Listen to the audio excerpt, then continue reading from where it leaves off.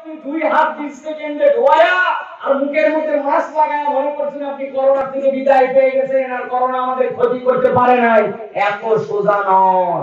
আমার আল্লাহর বিশেষ দয়া আর অনুগ্রহে এখন পর্যন্ত আল্লাহ আপনাকে আমাকে এই পর্যন্ত সুস্থতা জিন্দেগি দান করেছেন, ঠিক না?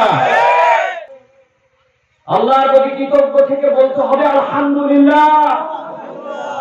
আপনারা বলবেন হুজুর এই কুমিল্লার লোকজনকে আপনারা আলহামদুলিল্লাহ শিখিয়েন না। আমরা উঠতে বসতে চলতে ফিরতে জিজ্ঞাসা করতে দেরি, আলহামদুলিল্লাহ আমাদের বলতে দেরি নেই, তাই না? কেমন আছেন? আলহামদুলিল্লাহ। আলহামদুলিল্লাহ। দয়াময় মেহেরবান মাহবুব আল্লাহ রাব্বুল আলামিনের শুকরগুজার হচ্ছি যে আল্লাহ রাব্বুল আলামিন আমাদেরকে দৌলতে ঈমান দান করে আল্লাহ রাব্বুল আলামিনের প্রিয় পাত্র করে সুস্থতার জীবন দান করে বরকতময় এই মাজলিসে আমাদেরকে আসার বসার তৌফিক, যোগ্যতা, মন মানসিকতা, পরিবেশ পরিস্থিতি দান করেছেন। সেই রব্বুল আলামিনের কাছে সর্বাগ্রে কৃতজ্ঞ হচ্ছি। তাঁরই শেখানো বাক্যে হৃদয়কে উজাড় করে ভালোবাসার সবটুকুকে নিংড়ে দিয়ে আনন্দ চিত্তে বলিষ্ঠ কণ্ঠে আকাশ বাতাস মুখরিত করে সকলে করছি আলহামদুলিল্লাহ। দরুদ এবং সালাম বর্ষিত হোক মানবতার মহান মুক্তির দূত আকায়ে নামদার তাজদারে মদিনা আপনার আমার প্রিয় রাসূল জনাবে মুহাম্মদুর রাসূলুল্লাহ। সকলে করি সাল্লাল্লাহু আলাইহি ওয়াসাল্লাম। আজকে পিপুইয়া পশ্চিম পাড়া বাইতুল মামুর জামে মসজিদের উদ্যোগে আজকের এই বাৎসরিক মাহফিলের সম্মানিত সুযোগ্য সভাপতি, সম্মানিত প্রধান অতিথি, সম্মানিত বিশেষ অতিথি, বিশেষত আজকের মাহফিলের সম্মানিত আলোচক আমাদের প্রিয় ভাই মুহতারাম মাওলানা আদনান গাজী, মাওলানা নাসিরউদ্দিন জিহাদি সহ আমার সামনে উপবিষ্ট মুরব্বিয়ানে এজাম, মঞ্চে উপবিষ্ট বিভিন্ন গণ্যমান্য ব্যক্তিবর্গ, আমার প্রিয় যুবকেরা, স্নেহের ছোটরা, পর্দার আড়ালে আমাদের মা এবং বোনেরা, একবার সালাম দিয়েছি, আরো একবার দোয়া করা এবং দোয়া পাওয়ার আশায় আপনাদের কাছে সালাম নিবেদন করি। আসসালামু আলাইকুম ওয়া রাহমাতুল্লাহ। আপনারা সবাই ভালো আছেন ভাই? আল্লাহ রাব্বুল আলামিন আমাদেরকেও ভালো রেখেছেন, রেখে আপনাদের পর্যন্ত এসে দুটো কথা বলার মতো এখন পর্যন্ত পরিবেশ পরিস্থিতি সুস্থতা দিয়েছেন, এই জন্য আমরাও কৃতজ্ঞ আলহামদুলিল্লাহ। প্রিয় ভাইয়েরা, মাহফিল যদি অনেক দীর্ঘ হবে, আমি কথা দীর্ঘ করব না। যে পর্যন্ত আপনাদের জন্য ধৈর্য, আমি এই পর্যন্তই কিছু কথা বলার জন্য চেষ্টা করব। তবে আমি যে কথা বলবো এই কথাগুলি কোরআনুল কারীম থেকে সরাসরি একটি নির্ধারিত বিষয়ের উপরে আপনাদের কাছে বলার জন্য চেষ্টা করব। যদি আল্লাহ রাব্বুল আলামিন কিছু খায়ের বরকত দেন, আমরা যেন এর উপরে আমল করে আমাদের শিক্ষাগুলো নিয়ে আমরা যেন আল্লাহ রাব্বুল আলামিনের কাছে মুক্তির মাধ্যম হিসাবে এইটাকে আমল হিসেবে উপস্থাপন করতে পারি, সেই রকম আল্লাহ যেন আমাদেরকে বলা শোনার মতো পরিবেশ পরিস্থিতি দান করেন। সকলে বলি আল্লাহুম্মা আমিন। প্রিয় ভাইয়েরা, আপনারা যারা আমার সামনে বসে আছেন সবাইকে আমাকে দেখতে পাচ্ছেন ভাই? ঠিকঠাক মতো বলেন, কথা দেখতে পান? ছোট্ট একটা জিজ্ঞাসা করে আমি আলোচনায় প্রবেশ করব। আমাকে দেখে আপনাদের ঠিক কিরকম মনে হচ্ছে ভাই? আমার বয়সটা ঠিক কত হতে পারে? 60 নাকি 70? কত ভাই? মাশাআল্লাহ, আপনাদের পিপুইয়ার লোকজন মাশাআল্লাহ, চোখ তাদের ঠিক আছে আলহামদুলিল্লাহ। আমি জীবনে একবার ধরা খাইছি, এইটা খাইছিলাম হচ্ছে মেহেরপুরে। এখানে যাওয়ার পরে জিজ্ঞাসা করেছিলাম, লোকজন প্রচুর ছিল সামনে, আমার বয়স কত হতে পারে, 60 নাকি 70? আমাদের সামনে এক মুরব্বী বসা ছিলেন, উনি চিন্তা করছে জীবনে কোথাও ফার্স্ট হয়েছে কিনা, হয়েছে হুজুর আজকে চান দিয়েছে। আমিও বলছি সামনে লাভ দিয়ে বলছে হুজুর 60 বছর। আমি 60 শুনে খুশি। আমার হাসি দেখে স্টেজ থেকে একজন বলছে হুজুর আপনার কি 60 নাকি? তো আপনারা বললো, তারপরেও দেখি আপনি খুশি। আমি বললাম মুরব্বী, উনি যে 70 বলে না, উনি 70 বললে কি ঠেকানোর কিছু ছিল? বাসাতে একজন বলতে, হুজুর আপনি মন খারাপ করেন না, মূল ঘটনাটা আমি বলি। কি ঘটনা? বলে, হুজুর উনার বাড়ির ধারে আমার বাড়ি, উনি একজন মুরব্বী মানুষ, উনার চোখে পড়ছে ছানি, উনি যা দেখে সবই 100-র উপরে ঝাপসা দেখে, এই প্রথম আপনাকে 60 বলছি। তো প্রিয় ভাইয়েরা, আপনাদের ধারণা ঠিকই আছে, আমার বয়স কিন্তু 35 কাছাকাছি, কম বেশি। এই জন্য আজকে আমি যে কথাগুলি বলবো, এই কথাগুলি হচ্ছে তরুণদের এবং যাদের বয়স এখন পর্যন্ত এই 35 বছরের কাছাকাছি, তাদের জন্য। মুরব্বীদের জন্য আরো বক্তা এবং আরো আলোচনা আপনাদের হবে ইনশাআল্লাহ, সেইগুলি আপনারা শুনবেন। তো আপাতত আপনাদেরকে আমি ছুটি দিলাম, যাদের 35 হয় নাই আপনারা আসতে পারেন। ছুটি এটা ডিক্লার ছুটি দেওয়া থাকলেও যদি মন চাই নিবেন, না মন চাই নিবেন না, মানে আমি ঠেকায় রাখবো না আপনাদেরকে। কিন্তু যাদের বয়স 35 হয় নাই, এইগুলো এখনো যদি 2-4 জন বাহিরে থাকে, তো তোমাদের জন্য বলতেছি, খবর আছে কিন্তু তোমাদের বয়স একই রকম বাংলায় পড়া 170 জন, তারা কোথায়? সবাই আছে? আসেন, আলহামদুলিল্লাহ। এই জন্য আমি দেখতে চাই আমার তরুণ ভাইয়েরা যারা, তারা আমাদের সাথে যেন থাকেন। আমি তাদের জন্য ইনশাআল্লাহ কিছু সময় কথা বলবো। আল্লাহ রাব্বুল আমিন যেন কবুল করে, বলেন আল্লাহুম্মা আমিন। যারা যারা তরুণ আছেন একটু হাতটা উঁচু করেন তো। বলতে তাদের হয় নাই, ওই দেখো এক চাচা হাতের মধ্যে কি যেন বলেতে নিয়ে তুলছে 70 পা, আবার মাথা নামায় ফেলছে।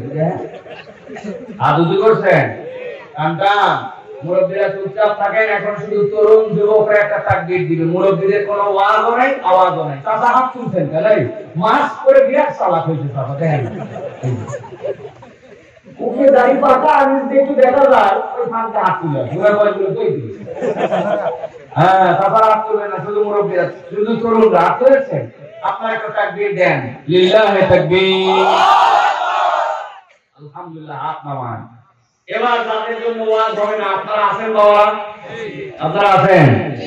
আপনারা এবার একটা হিম্মত করে তাকবীর দিয়ে দেখান তো, যে এতগুলা তরুণ যুবক, তাদের তাকবীরের জোর কিরকম আর আপনাদের জোর কিরকম, পারবেন আপনারা? যদি পারেন তো দাও। এবার মুরব্বীদের একটা তাকবীর, তরুণরা চুপ করে থাকো, মুরব্বীরা একটা তাকবীর দিবে, লিল্লাহি তাকবীর, আলহামদুলিল্লাহ। মুরব্বীদেরও শব্দ আছে, ঠিক না? আল্লাহ কবুল করুন, বলেন আল্লাহুম্মা আমিন। প্রিয় ভাইয়েরা, আমি যে কথা বলে এবছর সব আলোচনা শুরু করেছি, আজকেও সে কথাকে আপনাদেরকে স্মরণ করিয়ে দিয়েই আমি আমার মূল আলোচনায় প্রবেশ করব। প্রিয় ভাইয়েরা, সেটি হচ্ছে বর্তমান পৃথিবীতে যে প্যান্ডামিক চলতেছে, যে মহামারী চলতেছে, যে ধরনের পৃথিবীর অবস্থা, আজকেও বাংলাদেশে 40 জনের কাছাকাছি মানুষ মারা গেছে। এই অবস্থাতেও রব্বুল আলামিন আপনাকে আমাকে মাঠের মধ্যে এনেছেন, আমরা মাহফিলে বসেছি, কথা শুনতেছি। আল্লাহ রাব্বুল আলামিন এখন পর্যন্ত আপনারা আমার সুস্থতার জীবন দান করেছেন, এতে কি আপনারা কৃতজ্ঞ? আল্লাহর হামদ, আল্লাহর প্রশংসা, আলহামদুলিল্লাহ বলেন তো? বলেন, বুঝে বলেন না বুঝে বলেন? না বুঝে বলেন। আমি একটা ব্যাখ্যা করবো আপনাদের কাছে, বুঝে বলতে হবে আলহামদুলিল্লাহ। 3টা প্রশ্ন করব, উত্তর দিবেন? America, Australia, Europe, Canada, Denmark, Sweden, France, এগুলা দেশের নাম শুনেছেন আপনারা? শুনলে কথা বলেন, শুনছেন? ইউরোপিয়ান কান্ট্রি নাম শুনেছেন? এরা প্রযুক্তিতে, বিজ্ঞানে, আবিষ্কারে বাংলাদেশের থেকে পিছিয়ে না এগিয়ে? বুঝে বলতেছেন?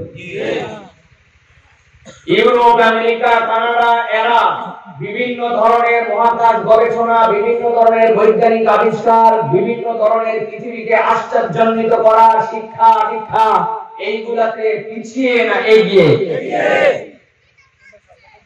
Europe, America, Canada, Sweden, Denmark ইত্যাদি, এরা কি চিকিৎসা, মানুষের টিকা, মানুষের ঔষধ, মানুষের জীবন ব্যবস্থা, স্বাস্থ্য, মানুষের পরিষ্কার পরিচ্ছন্নতার জ্ঞান, মরণাপন্ন রোগীর জন্য আইসিইউ, সিসিইউ, এইগুলোর জন্য যে সকল মেডিসিন, ডাক্তার, নার্স সিস্টেম লাগবে, এইগুলোতে বাংলাদেশের থেকে পিছিয়ে না এগিয়ে? এবার একটা উত্তর দিতে হবে, এই করোনা মহামারীকালীন সময়ে মৃত্যু এবং আক্রান্ততে ওরাকে বাংলাদেশের থেকে পিছায়া না আগায়া? কেন? সারা চিকিৎসায় আগায়া, ট্রিটমেন্টে আগায়া, টিকায় আগায়া, বিজ্ঞানে আগায়া, প্রযুক্তিতে আগায়া, পরিচ্ছন্নতায় আগায়া, সিসিউতে আগায়া, আইসিসিউতে আগায়া, তারপরে হচ্ছে ভেন্টিলেটর লাগানোতে আগায়া, অক্সিজেনে আগায়া, সব কিছুতে আগায়া, সাথে সাথে আবার করোনাতেও আগায়া, মৃত্যুতেও আগায়া। মিলল না তো ভাই? মিলল? কেন মিলল না? কারণ এই সকল বিবেচনা, এই সকল গজব মহামারী যেগুলো এখন, এইটা আপনার আমার এই বিবেক দিয়ে বিবেচনা করলে হবে না। যদি বিবেক দিয়ে বিবেচনা করা যেত তাহলে এত ক্ষুদ্র জিরোর পরে একটা দশমিক দিয়ে 8টা শূন্য দিয়ে একটা আয়াত লিখে এক অর্থোগ্রাম যেটা এত মাইক্রো সাইজ, এইটা দিয়ে আক্রান্ত মানুষ কেমনে হয় আর কেমনে এই যে মানুষ মরে যায় তাই তো খুঁজে বের করা গেল না। তাহলে আমরা যে এখন পর্যন্ত ভালো আছি, সুস্থ আছি, একে আপনি মনে করতেছেন এই মুখের মাঝটা হাত ধোয়াতে? হাত ধোয়াতে আমরা কোথায় আছি জানেন? বলবো, রাগ করবেন না তো? আপনাদের এই যে মসজিদ আছে, মসজিদের সাথে টয়লেট আছে, কোন মানুষ এই যে মাঠে কাজ করতে যাবে, আসবে বাজারে বাথরুম ছেড়ে গেছে, সাথে সাথে মসজিদের বাথরুমে ঢুকে গেছে, ঢুকে না ভাই? ঢুকছে, ঢোকার পরে ওকে খাতায় দেখছে কোনো টিস্যু পেপার নাই, ভিতরেও দেখছে কোনো ঢেলা কলুক নাই, এখন ডাইরেক্ট বাধ্য হয়ে সেটাই শৌচ কাজ করছে, করে কিনা? এখন কেউ যদি কোনো কিছু দিয়ে পরিষ্কার না করে ডাইরেক্ট করে, অথবা পরিষ্কার না করে ডাইরেক্ট করার বিধান আছে, ভাই পানি দিয়ে নয় ঢেলা কলুক দিয়ে বিধান আছে, এটা কোনো নাজায়েজ নয়, কিন্তু কেউ যদি এইটা করে তাহলে তার হাতের মধ্যে ময়লার কিছু অংশ লাগে, লাগে কিনা? লাগে। এখন ওই ময়লাটা লাগার পর ভালো করে পানি দিয়ে কসলায়া ধোয়া লাগবে, যাতে করে গন্ধ না থাকে, আসার না থাকে, তাহলে এটা পাক হয়ে যাবে, অথবা মাটি মারতে হবে, অথবা সাবান দিতে হবে, পরিষ্কার হতে হবে। এখন ওই লোক এগুলো কিছুই করে নাই, ভিতরের থেকে বাইরে হওয়ার সময় প্রথমে যে হাত দিয়ে সাফ করছে ওই হাত দিয়েই ওই বাথরুমের কলটা বন্ধ করছে। এখন বলেন তো ভাই, ওই হাত দিয়ে যদি কল বন্ধ করে, ওইটা ট্যাপ বন্ধ করে, ওই ট্যাপ পাক না না পাক? এরপরে বাথরুমের সিটকানি খুলছে ওই বাম হাত দিয়ে, ওই সিটকানির ওই অংশটা যদি হাতের ওই অংশে লাগে, ওই সিটকানি পাক না না পাক? সিটকানিটা বাইরে বেরিয়ে আবার বন্ধও করছে, বলেন তো পাক না না পাক? আসার পরে কল তলায় বাম হাত দিয়ে কল ধরছে, কলের হ্যান্ডেল পাক না না পাক? কোন ধোয়ার আগেই এইরকম করে যদি ধরে তাহলে এইগুলা নাপাক হয়ে যায়।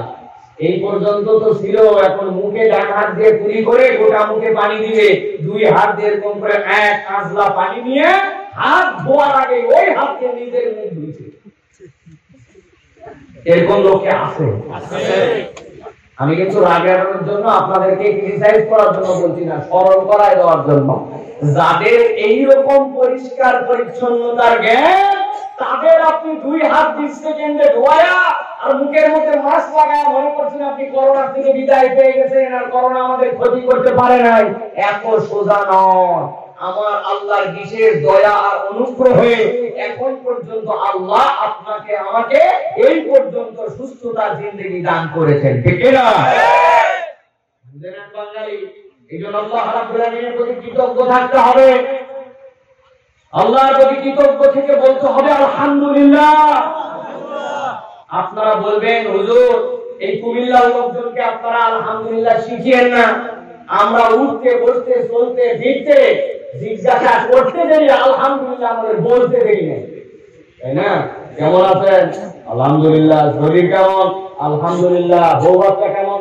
আলহামদুলিল্লাহ। কেমন চলতেছে সংসার? আলহামদুলিল্লাহ। ওরে বাবা রে বাবা, খালি কথাই কথাই আলহামদুলিল্লাহ, ঠিক না? আমি বলি ভাই আমার ভাষায়, the real meaning of alhamdulillah not only this, এইটুকু বলা, মুখ দিয়ে খালি বলা আলহামদুলিল্লাহ সব সময় নয়। এই করোনা কালীন আলহামদুলিল্লাহ ডাইমেনশনটা একটু ভিন্ন। এখনকার আলহামদুলিল্লাহ তো আপনাকে বুঝতে হবে, আপনি যদি একজন যুবক হন, তরুণ হন, আপনার আলহামদুলিল্লাহ কি হবে? আপনার আলহামদুলিল্লাহ এই নয় বাপের হোটেলে খাই, ইচ্ছা মতো ঘুরে বেড়াই, আমার কোনো চিন্তা নাই, বাপ রে বাপ আসি ভাই, এই যে আপনার আলহামদুলিল্লাহ নয়। আপনার আলহামদুলিল্লাহ আপনি আগে আল্লাহ মানতেন না, রাসূল মানতেন না, নামাজ পড়তেন না, পিতামাতার কথা শুনতেন না, ইসলামের পক্ষে থাকতেন না, আপনি এই এলাকায় ভবঘুরে বদমাই যেই সকল দুষ্ট ছেলে তাদের সাথে মিশতেন।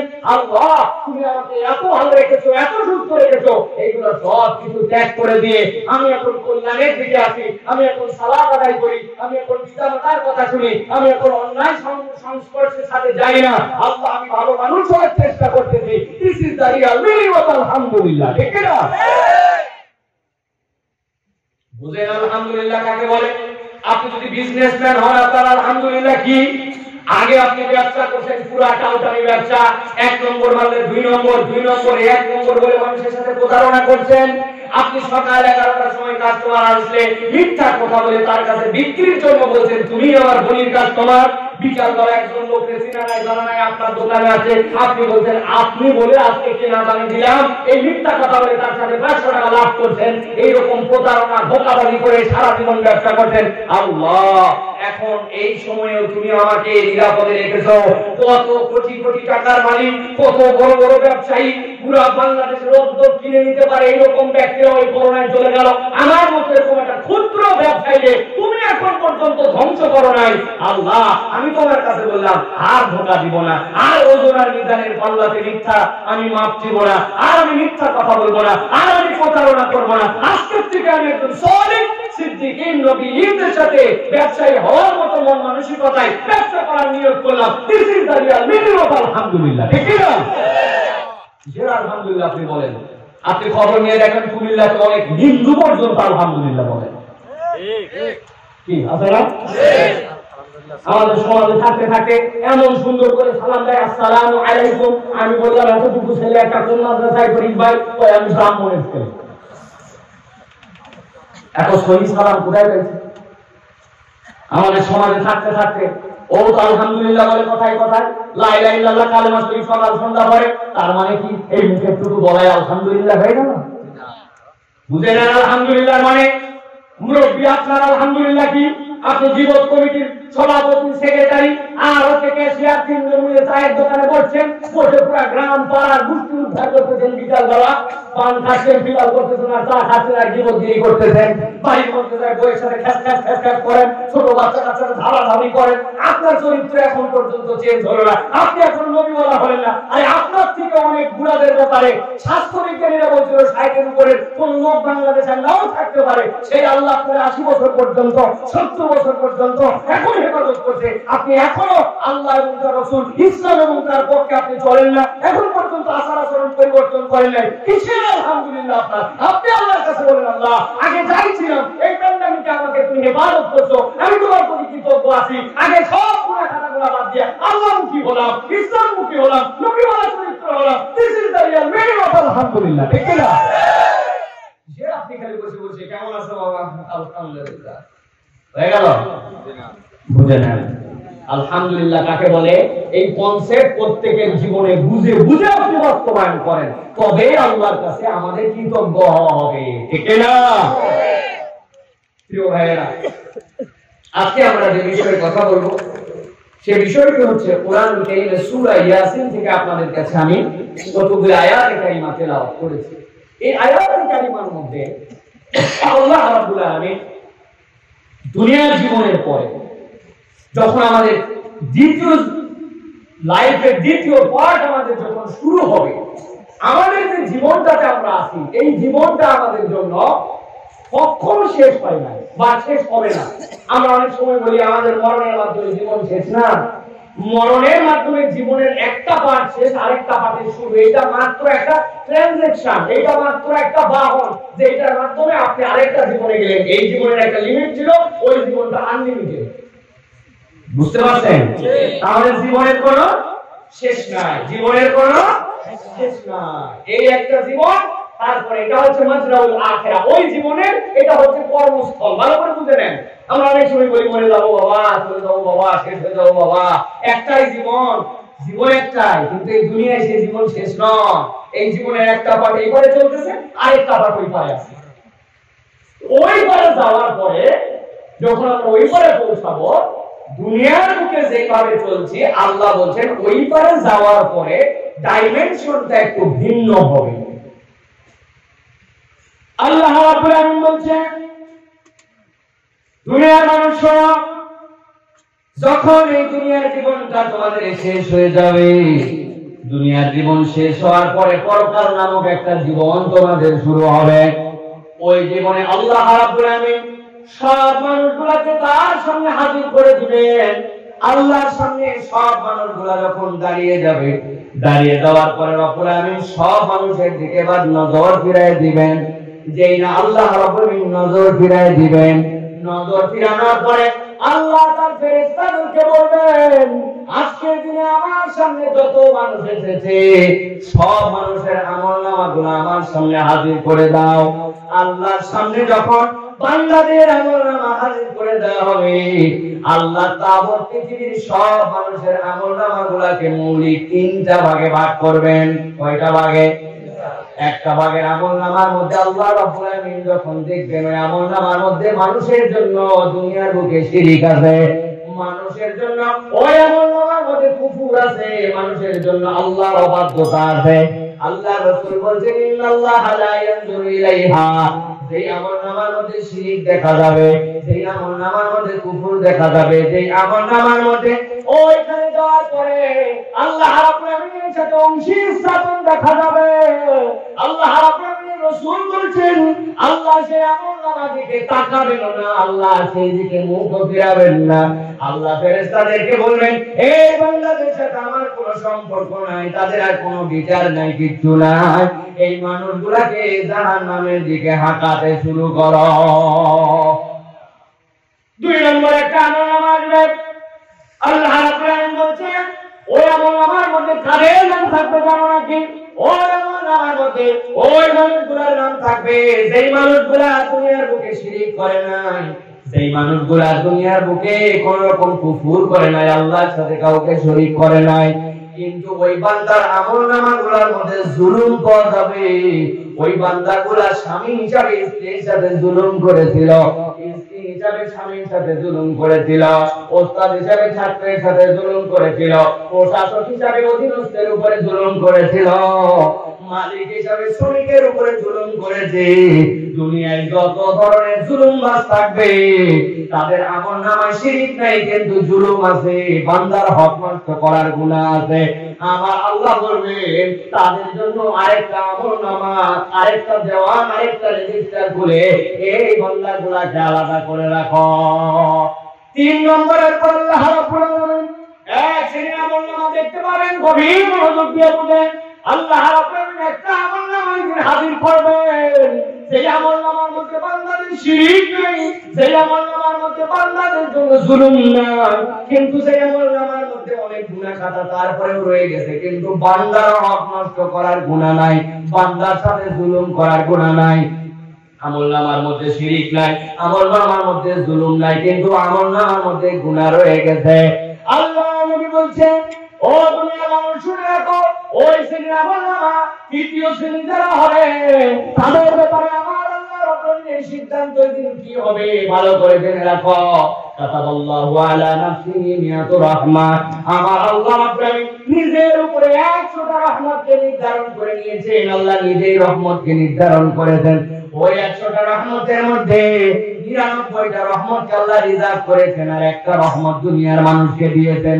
ওই একটা রহমত দেওয়ার কারণে স্বামী স্ত্রীর মহব্বত, পিতা সন্তানের মহব্বত, দুনিয়ার মানুষের মহব্বত, দুনিয়ায় যত প্রাণী আছে, যত প্রাণ আছে, সবার সাথে সবার যে ভালোবাসা, আল্লাহ রাব্বুল আলামিনের একটা দয়ার অংশ দেওয়ার কারণে এই ভালোবাসা, আর 99টা আল্লাহর কাছে আল্লাহ রিজার্ভ করে রেখেছেন। আমার আল্লাহ রাব্বুল আলামিন ওই দিন বান্দাদের জন্য, ইমানদারদের জন্য নিজের ওই রহমতের ঝাঁপিকে খুলে দিবেন। খুলে দেওয়ার পর আল্লাহ রাব্বুল আলামিন ফেরেশতাদেরকে বলবেন আমার বান্দাগুলোকে আজকের দিনে যেহেতু তাদের আমলনামায় শিরক নাই, যেহেতু তাদের আমলনামার মধ্যে বান্দার হক নষ্ট করার গুনাহ নাই, আমার বান্দা আল্লাহর রাস্তায় বারবার চলার চেষ্টা করেছে, চলতি পথে ভুল হয়েছে, চলতি পথে কিছু করেছে, কিছু পারে নাই, কিন্তু চেষ্টা তারা কখনো ছাড়ে নাই। আমার ওই বান্দাগুলার জন্য আমি আল্লাহর পক্ষ থেকে ঘোষণা নিয়ে যাও, আমি আল্লাহ আমার ওই বান্দাগুলা এই তৃতীয় গ্রেডের মধ্যে যারা আছে, আমি আমার নিজের সত্তারুল উলুম, আমি রহমানুর রহিম হিসাবে আমার ওই বান্দাগুলাকে মাফ করে দিলাম।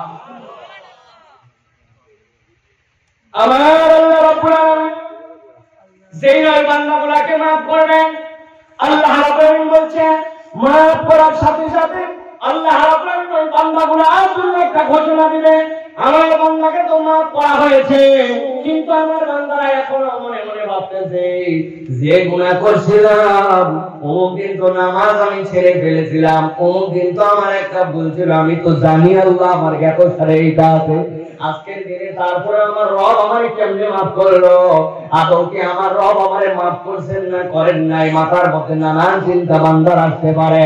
কিন্তু আমার আল্লাহর সাথে তার শিরিক নাই, দুনিয়ার মধ্যে কোনো জুলুম করে না, বান্দার হক নষ্ট করে না, এইরকম পরিচ্ছন্ন আমল নিয়ে আসার কারণে আমার আল্লাহর ওই বান্দাদের তৃতীয় গ্রেড যারা একত্রিত করা হবে, ওই বান্দাগুলোর ব্যাপারে আল্লাহ বলবেন ও ফেরেশতারা যাও যাও আমার বান্দাদের জন্য আমার পক্ষ থেকে ঘোষণা নিয়ে যাও। আল্লাহ রাব্বুল আলামিন কুরআনুল কারীমের মধ্যে সেই ঘোষণাটা স্মরণ করায় দিতেন, সালামুন কওলাম মির রাব্বির রহিম। আমার আল্লাহ রাব্বুল আলামিন বলেন সালামুন কওলাম মির রাব্বির রহিম।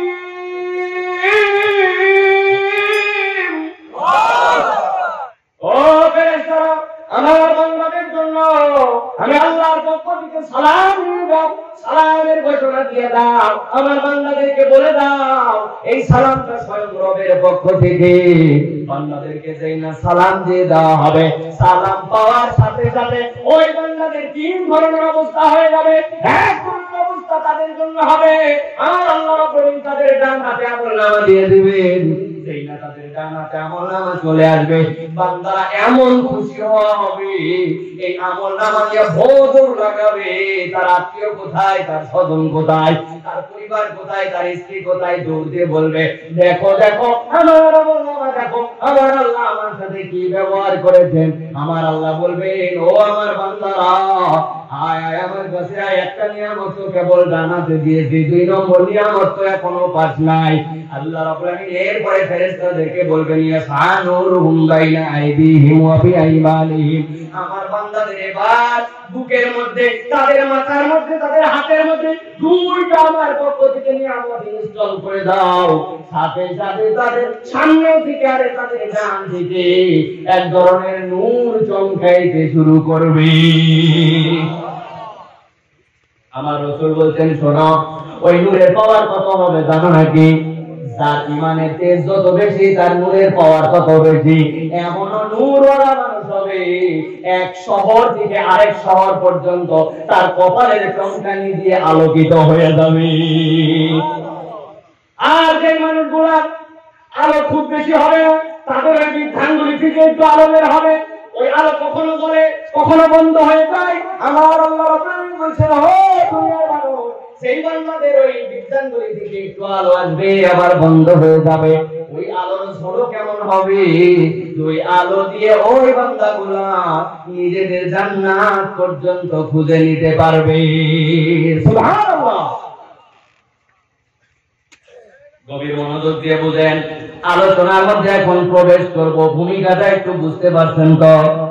তিন ধরনের লোক সেখানে থাকলো।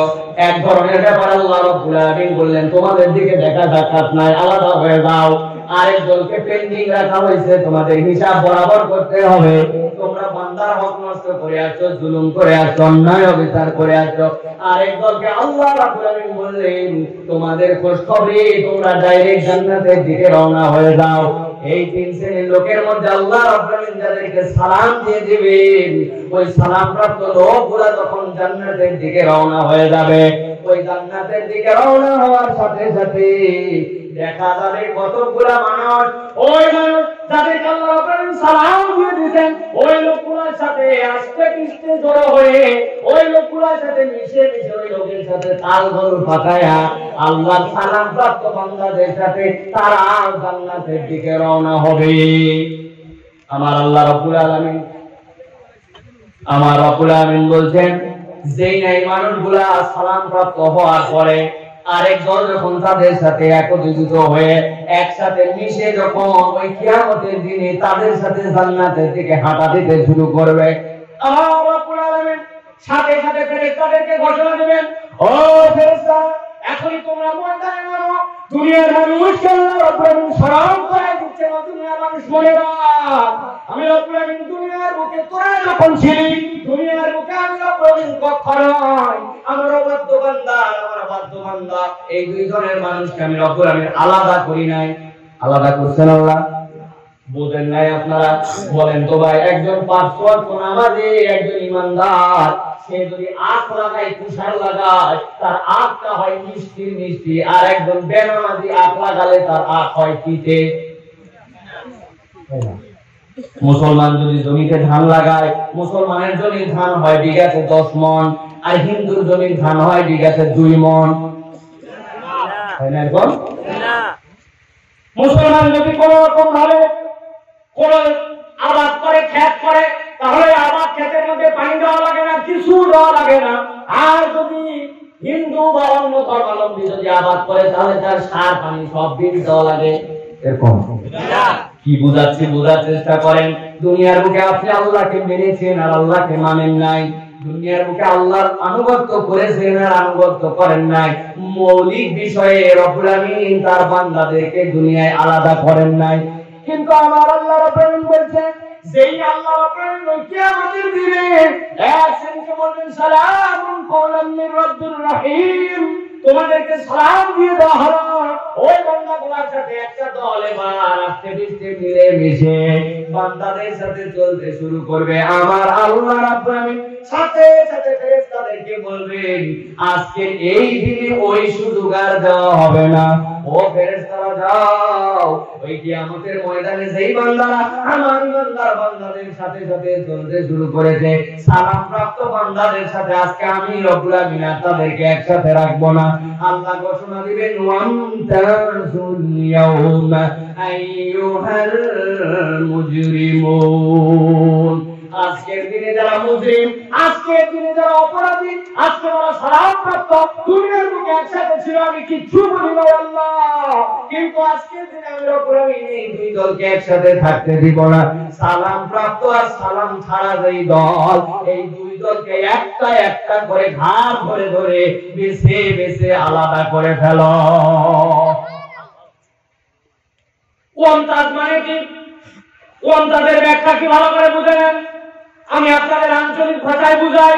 ওয়ান্তাজ আল্লাহ রাব্বুল আমিন যে পার্থক্য করবেন, কত ভয়ঙ্কর এই পার্থক্য হবে। আপনি এক মণ ধান ভাঙায় নিয়ে আসছেন, আপনি মেশিনের থেকে ভাঙায় নিয়ে আসছেন, নিয়ে আসার পরে বাড়িতে আপনার স্ত্রীকে বলছেন, ১ মাসের চাল এর মধ্যে আছে, আমার বাড়ির খাওয়ার জন্য ১ মাসের চাল নিয়ে আসলাম। বলেন তো বউ কি করবে? ওই বস্তার মধ্যে ধান ভাঙায় নিয়ে আসছে, তাহলে ওইখান থেকে প্রত্যেকদিন বের করবে আর রান্না করবে। কি করবে? বলে এটা ধারা বাসার কাজ আছে, এর মধ্যে গুড়া আছে, এর মধ্যে তুষ আছে, এর মধ্যে খুদ আছে, আছে কিনা? কুলার মধ্যে নেয়, কুলার মধ্যে নিয়ে ছাড়তে যখন শুরু করে, প্রথমে সামনের থেকে তুষ গুলা, সামনের থেকে গুড়া গুলা চলে যায়, তাই কিনা? এরপরে মায়েরা দেখবেন টোকা দেয় নিতে, আস্তে করে টোকা দেওয়ার পরে সামনের আর কোনো তুষ নাই, সামনের আর কোনো গুড়া নাই। এরপরে আস্তে করে সামনে আসবে যেগুলা ভাঙা চাল, খুদ বলে আমাদের এলাকায়, কি যেই না টোকা দিবে আস্তে করে খুদ আসতে শুরু করবে। খুদ গুলা যখন চলে যাবে, মা বোনেরা দেখবে কুলার মধ্যে কোন করে হাত দিয়ে বের দেয়। এরপরে মরা চাল আর আস্ত ধান যেগুলা বেছে বেছে পাশে ছোট্ট একটুখানি খুঁড়ি রাখে, খুঁড়ির মধ্যে রাখে, যাতে করে পরবর্তীতে মুরগিরে খাইতে দেওয়া যায়। সব যখন বাসা হয়ে গেছে, এরপরে খানির মধ্যে তুলে রেখেছে, গোলার মধ্যে তুলে রেখেছে, যখন রান্না করা লাগবে, রান্না করার আগে হাড়ির মধ্যে নিবে নেবে, তারপরে কমসে কম 3টা ধোয়া দিবে, দেওয়ার পরে যদি গড়ানো ভাব হয় নির্ধারিত পানি দিবে, দেওয়ার পরে সেইগুলা ফেলে দেওয়ার পরে যখন ফ্রেশ আপনার সামনে ভাত এনে দিবে, কতগুলা প্রক্রিয়া অতিক্রম করে আপনার সামনে ভাত এনে দেয়। আমার আল্লাহ বলতেন, ওয়ান্তাসুল ইয়াউমা আইয়ুহাল মুজরিমুন, ও দুনিয়ার মানুষ শোনো, দুনিয়ার বুকে আমি রব্বুল আমিন মুসলিমকে মানসুর বানানো নয়, আলেম ওলামাকে গালি দিছর নয়, ইসলামের পক্ষে থেকে চল থাকো নয়। আমি আল্লাহ তোমাদেরকে দুনিয়ায় ধরি নাই, আমার না ধরাতে তুমি মনে করছিলে আমার আল্লাহ ধরতেই বোধহয় পারে না। আমার আল্লাহ আজকের দিনে বলবেন, দেখ বান্দা কেমন ধরা ধরছে, ফেরেশতারা ঘোষণা দেয় ওয়ামতাযু ইয়াওমা আইয়ুহাল মুজরিমুন। আজকে একটা ইমানদার, একটা জান্নাতি, একটা আল্লাহর পক্ষের লোকের সাথে যেই সকল মুজরিম আছে, ওই মুজরিমদেরকে এইখানে থাকতে দেওয়া হবে না।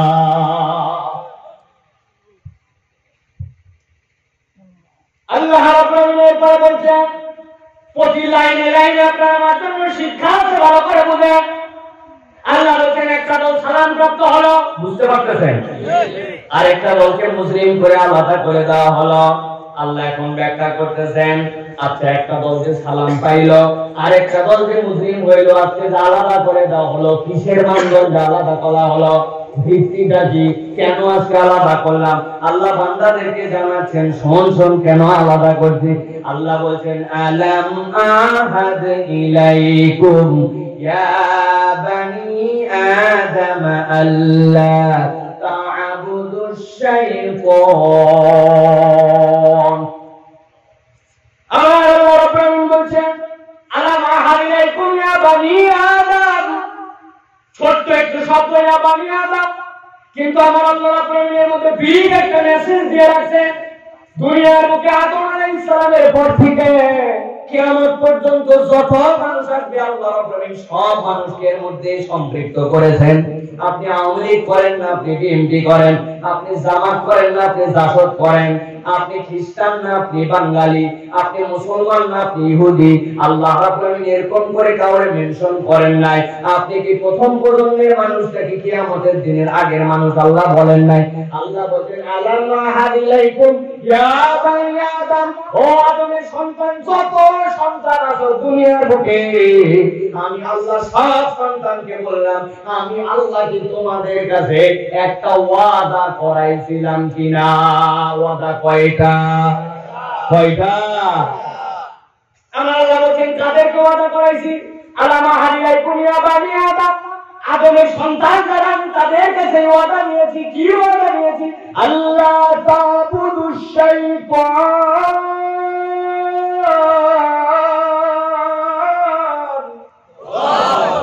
আল্লাহ রাব্বুল আলামিন বলেছেন, আমি একটা মাত্র ওয়াদা করাইছি, ও আমার বান্দারা খবরদার খবরদার, তোরা যেন শয়তানের ইবাদত করবি না।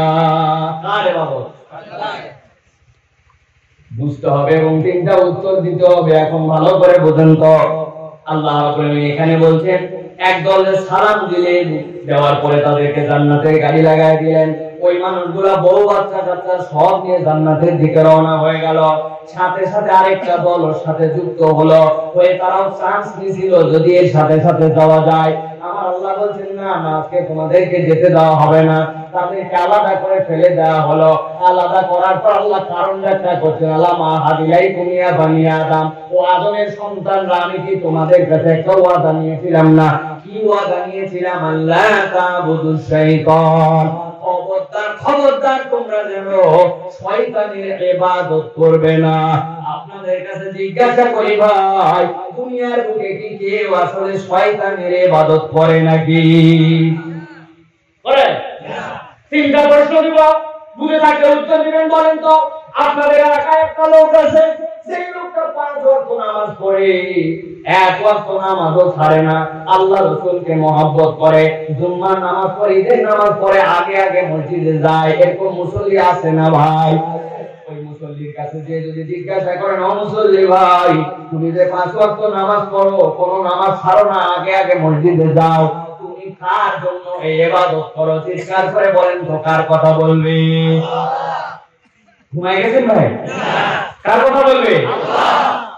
আরেকটা লোক আপনার এলাকায় আছে, সব সময় নামাজ পড়ে না, সপ্তাহে দিনে খালি নামাজ পড়তে যায়। আছে না ভাই?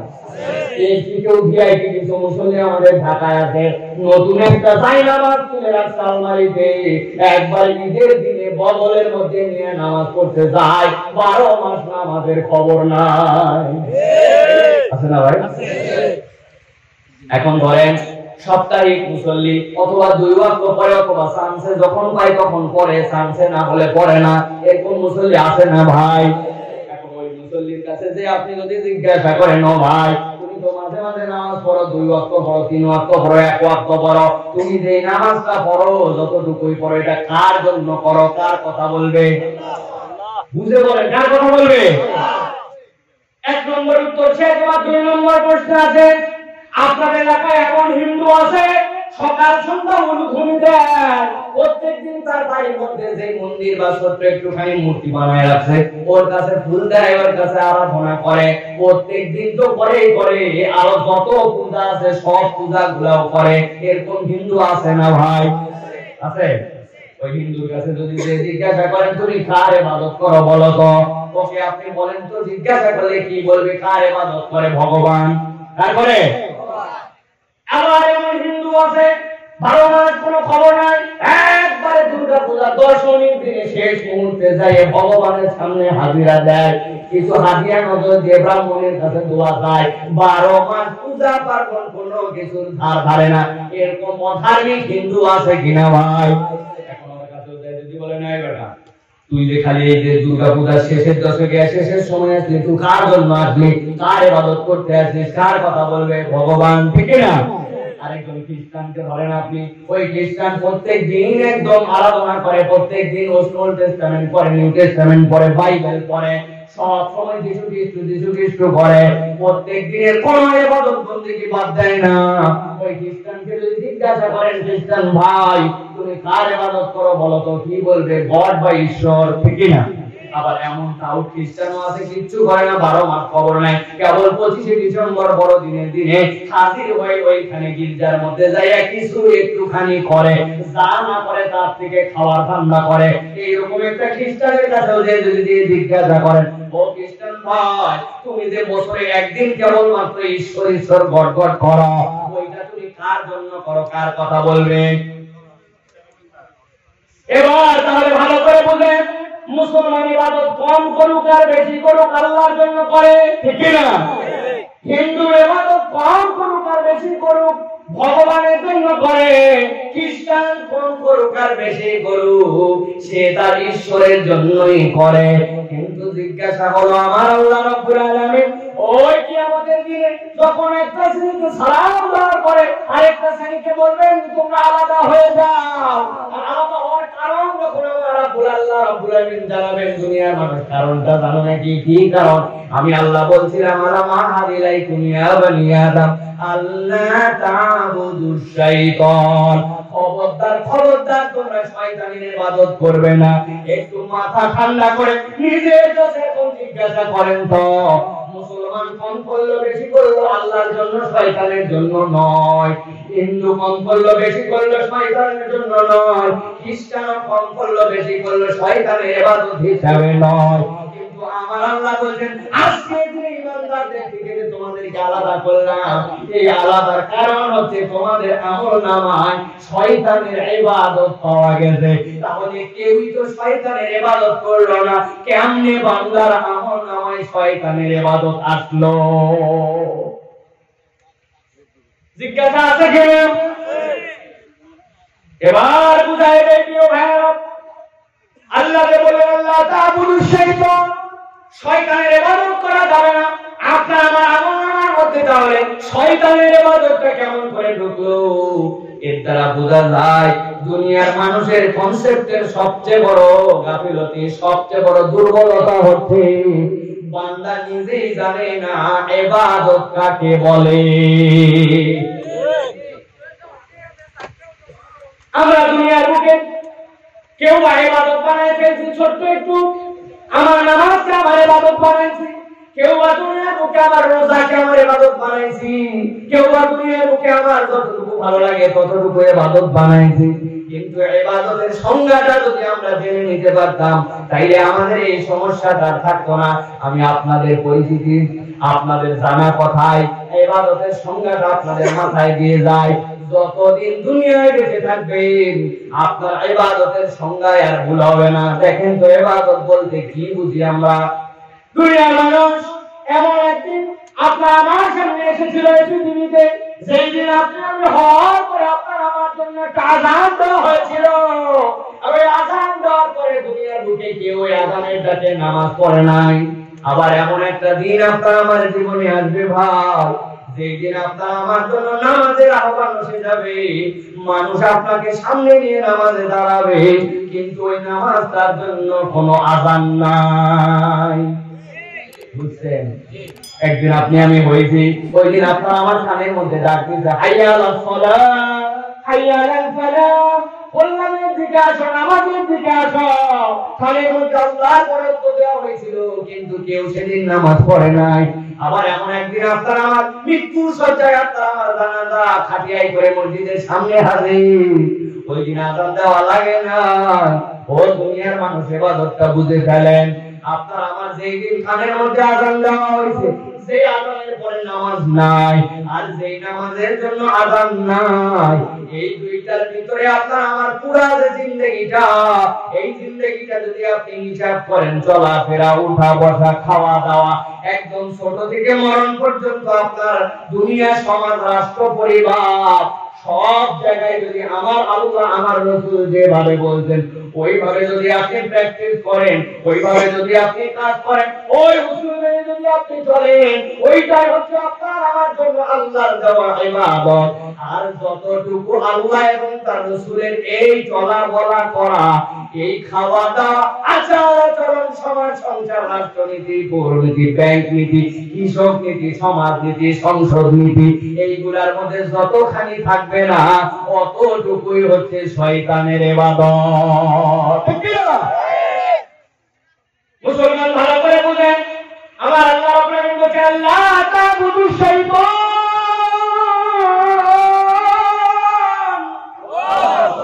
খবরদার খবরদার, শয়তানের ইবাদত করো না। শয়তানের ইবাদত যদি তোমার আমলনামায় থাকে, আমি আল্লাহ যখন সালাম দেব, সেই সালামে তুমি শামিল হতে পারবে না। আর দুনিয়ার মানুষ জেনে রাখো, আমি আল্লাহ শয়তানের একটা পরিচয় তোমাদের সামনে তুলে ধরলাম। কি পরিচয় দিলাম? আমি আল্লাহ বললাম, ইন্নাহু লাকুম আদুউম মুবিন। নিশ্চয় যে শয়তানের কথা বললাম, ইবাদত করতে নিষেধ করলাম, এই শয়তানটা হচ্ছে তোমাদের জন্য প্রকাশ্য শত্রু। কেমন শত্রু? ভালো করে বুঝতে হবে, প্রকাশ্য শত্রু। ইন্নাহু লাকুম আদুউম মুবিন, নিশ্চয় এই শয়তান হচ্ছে তোমাদের জন্য প্রকাশ্য শত্রু। এখন আপনাদের কাছে জিজ্ঞাসা করি ভাই, যা প্রকাশ্য আমাদের এই দুনিয়াতে, এই জিনিস তো আমরা দেখতে পাই না? এখন শয়তান আপনার আমার জন্য প্রকাশ্য শত্রু। কারা কারা এখানে শয়তান দেখছেন? একটু হাত তোলেন তো ভাই। দেখছেন আপনারা? তাহলে কেমনে আমাদের জন্য এটা প্রকাশ্য শত্রু হলো? জিজ্ঞাসা থাকবে কিন্তু আপনার আমার জন্য, ইন্নাহু লাকুম আদুউম মুবিন। হ্যাঁ, শয়তান তোমার প্রকাশ্য শত্রু। আল্লাহ ডিক্লেয়ার করতেছে। কই, আমি তো কোনদিন শয়তানকে দেখতে পেলাম না, প্রকাশ্য শত্রু আবার কেমনে হইল? প্রিয় ভাইরা, এটা ভালো করে বুঝে নিতে হবে, প্রকাশ্য শত্রু কাকে বলে, শয়তান কেমনে আমাদের জন্য প্রকাশ্য শত্রু। তাফসীরের ভিতরে এইটার অনেক অনন্য ব্যাখ্যা আছে, তবে আমি আপনাদের কাছে একটা মজার উদাহরণ দিই, যাতে করে প্রকাশ্য শত্রু কেমনে এইটা আপনার মাথার মধ্যে পরিষ্কার হয়ে যাবে। আরেকটু এদিক করে দেন, এইটাতে যেন বাতাস না হয়, মাইন্ড বাতাস হয়। আরো কিছু প্রিয় ভাইরা, ইন্নাহু লাকুম আদুউম মুবিন, বুঝেন যে শয়তান আপনার আমার জন্য প্রকাশ্য শত্রু কেমন করে। আমি আপনাদের কাছে একটা উদাহরণ দেই, আপনাদের এই গ্রামীণ জনপদের মানুষের জন্য এটা বোঝা খুবই সহজ। এই যে আসছিলাম, আসার সময় জানি বলে দেখলাম অনেক বড় বড় পুকুর আছে আপনাদের এখানে। আপনাদের এলাকায় যখন মাছ ধরে পুকুরে, মাছ ধরার মৌলিক দুটো জিনিস আমরা ব্যবহার করি। একটা হচ্ছে হয় ছিপ দিয়ে, জাল দিয়ে, খেওয়ায়া, এরকম করে আমরা মাছ ধরি। আর দ্বিতীয় হচ্ছে যদি মনে করি যে এই ছিপ দিয়ে, জাল দিয়ে, খেওয়ায়া, টানা দিয়া তারপরেও কিছু মাছ ছাড়া পড়ে, তাইলে এবার পুকুর দিয়ে শেষা, একবারে পুকুর শেষে সব মাছ ধরি। ঠিক তো? এভাবে তো বলেন নাকি বাবা? এখন এক লোক মনে করছে পরপর 2-3 বছর ধরে মাছ ধরছি, ধরার পর পুকুরে দেখা যায় কিছু কিছু ভিআইপি মাছ লাভ দাব দেয়, বোঝা যায় সারা পরে এগুলো বড় হয়েছে। এইবার পুকুরের মাছ যেমনি ধরবো আর কোনো কথা নেই, এবার একবারে সেন্স দিয়ে সব মাছ ধরে ফেলবো। সকাল থেকে স্যালো মেশিন লাগাইছে, লাগায়া একবারে সেইছে সব পানি তুলে যত মাছ ছিল সব মাছ ধরা শেষ। পুকুর এখন খালি কাদা কাদা কাদা, পুরা পুকুর। জিজ্ঞাসা করি আপনাদের কাছে, পুকুর এখন পানিও শেষ, দেখা সব মাছও শেষ, এখন খালি পুকুর ভর্তি 1-1.5 হাত কাদা আর কাদা। বলেন তো সব মাছ ধরা শেষ না এখনো কিছু মাছ ধরা বাকি আছে? আছে। কি মাছ আছে ভাই? কিছু শোল আছে, কিছু বায়াম আছে, কিছু স্যান আছে, কিছু কানস আছে, ঠিক কি না ভাই? এইগুলা থাকে। এখন পুকুরওয়ালার মন অনেক বড়, যা আল্লাহ দিয়ে সেন্সের যে পরিমাণ মাছ ধরছি আর এই সাধারণ মাছ আমি নিব না। গ্রামবাসী বলছে তোরা এখন ধরে খা। লাভ দিয়ে ছেলে ফেলে তো আগেই পারের উপরে ছিল, কে কার আগে লাভ দিয়ে স্যান তুলতে পারে, ঘুষি তুলতে পারে, কাদার ভিতর থেকে উঠাইতে পারে, এই প্রতিযোগিতা শুরু। সবাই মাছ পায়। একটা ছেলে আছে বন্ধু বান্ধব নিয়ে মাছ ধরতে আছে, আল্লাহ কিন্তু চোখ দিয়ে দিছে, ও দেয়ালে হাত দেয় খুশ করে কিন্তু কোনো মাছ নাই। মাছ নাই, পায় না। ওর বন্ধু বান্ধব মাঝে মাঝে একটু টিটকারি করে, কি রে আমার সাতটা তোর কয়টা? ও তো ব্যাপারে কিছু নাই জন্য ওরা টিটকারি করে, কি করবে এখন?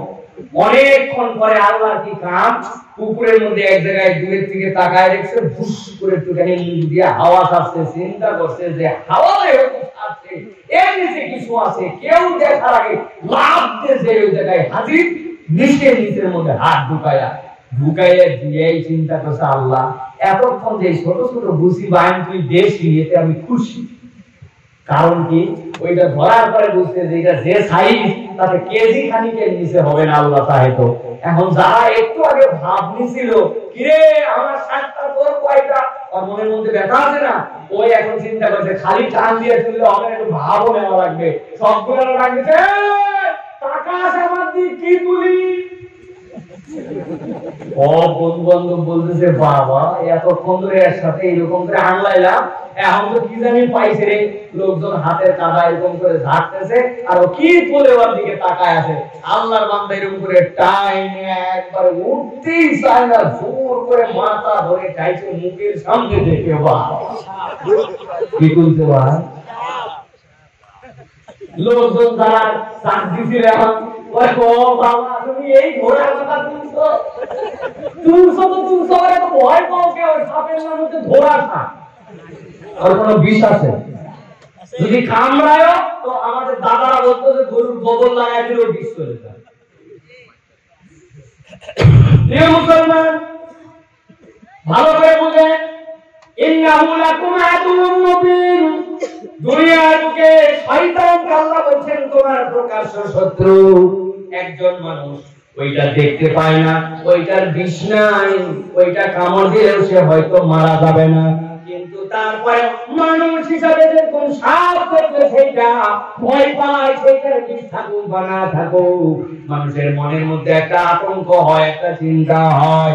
আমার আল্লাহ বলছেন দুনিয়ার মানুষ, আমি আল্লাহ রাব্বুল আলামিন বললাম আজকের দিনে তুই যে ইবাদত বندگিগুলো করে আমার কাছে আসছিস, ওইটার যত দূর পর্যন্ত আমি আল্লাহ বলেছিলাম না, আমার আল্লাহর নিষেধ ছিল, ওর মধ্যে তুই যদি কল্যাণও দেখতে পাস, ওর মধ্যে যদি দুনিয়া সব মানুষ যুক্তি দেয়, ওর মধ্যে যদি দুনিয়া সব মানুষ বিপদীত হয়, আমি আল্লাহ বললাম ওইটার মধ্যে তোর কল্যাণ নাই, ওইটার মধ্যে তোর উপকার নাই, তোর মাথায় কাজ করুক বা না করুক।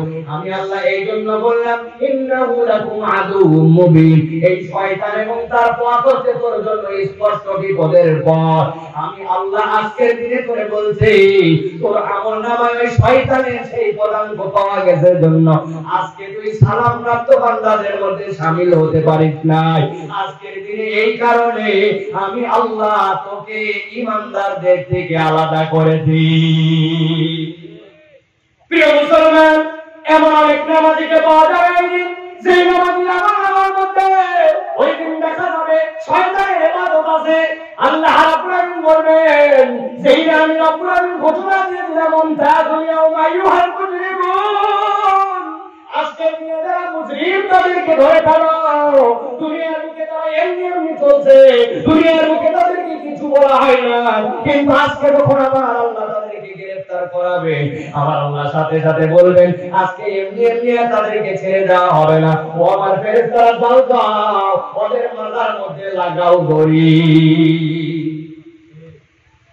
জিজ্ঞাসা হবে যে আল্লাহ রাব্বুল আলামিনের নাম হচ্ছে ফাআলুল লিমা ইউরিদ, যে আল্লাহ রাব্বুল আলামিনের নাম হচ্ছে ইন্নাল্লাহা আলা কুল্লি শাইইন কাদির, সেই আল্লাহ বললেই হয়ে যায়, সেই আল্লাহ চাইলেই সব করতে পারেন, সেই আল্লাহকে কেন মুসলিমদের মাথার মধ্যে দড়ি লাগানো লাগবে? কি আল্লাহ বলেন খুজু, ওদেরকে ধরো, সল্লু, এরপরে কোমরের মধ্যে দড়ি লাগাও কেন?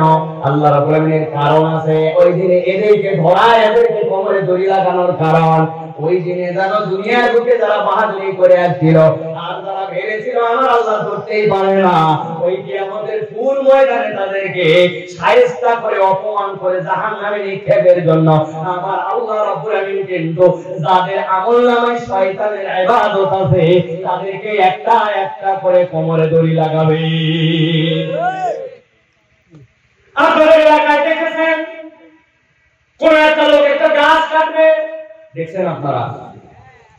এখন অনেক ঘনবসতিপূর্ণ এলাকা, গাছটা যদি কাটে গাছের দাম হয়তো 20-30 হাজার টাকা, কিন্তু ওই গাছ যদি কাটে আর কেটে নেওয়ার সময় কোন ডাল যদি কোন আশপাশের বাড়িতে পড়ে ড্যামেজ দেওয়া লাগবে 20,000 টাকা, আছে না? কি বুদ্ধি করবে এখন?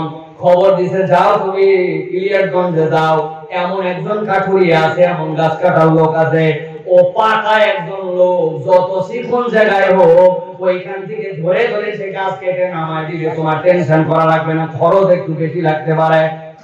মনোযোগ দিয়ে বুঝেন। চলে গেছে তার কাছে, বাবাজি আসছে দেখতে, বাবাজি যখন দেখছে দেখে বলছে হ্যাঁ এই গাছ কোনো ব্যাপারই না, ব্যাপার না মানে যদি একটা ডাল যদি কোনো বাড়ির উপরে পড়ে যা দেওয়ার সব কিন্তু দেওয়া লাগবে আপনার, কোনো টেনশন করো না, গাছ আমি নামায় দিব। কেমনে গাছটা নামাই? গাছটা নামানোর সূত্র হচ্ছে প্রথমে যত ছোট ছোট ডাল আছে নিচ থেকে ছাড়তে ছাড়তে ছাড়তে ছাড়তে পুরো ডালগুলা ছেটে ফেলে, ফেলে না?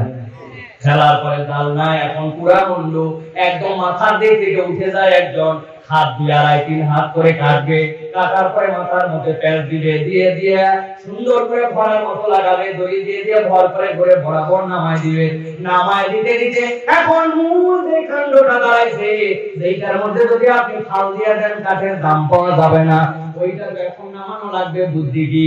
10-15 জন লোক ডাকো, ডাকার পরে পুরো একটা চিকন রাস্তা কেবলমাত্র ওই দিকে আসবে, মাথা বরাবর দড়ি লাগায় দিবে, দেওয়ার পরে 5-7-10 জন লোক এই দিকে দড়ি ধরে দাঁড়ায় আছে, মুরব্বী গোড়ার মধ্যে কাটতেছে, পুরাটা কাটে না, যখন একটু নড়াচড়া ভাব হয়েছে এখন লোকজনকে বলছে এই দিকে সবাই দাঁড়াও, ওই দিক থেকে মুরব্বী যখন আস্তে করে ধাক্কা দেয় আর লোকজনকে বলে টান, একসাথে সবাই টানে, বলে জোরসে টানো। কি বলে? কথা বলেন, জোরসে টানো। জোর হলো না, আরো জোরে, সোজা ফেলাই দেবে, ঠিক না? আমার আল্লাহ বলেন অন্তর করে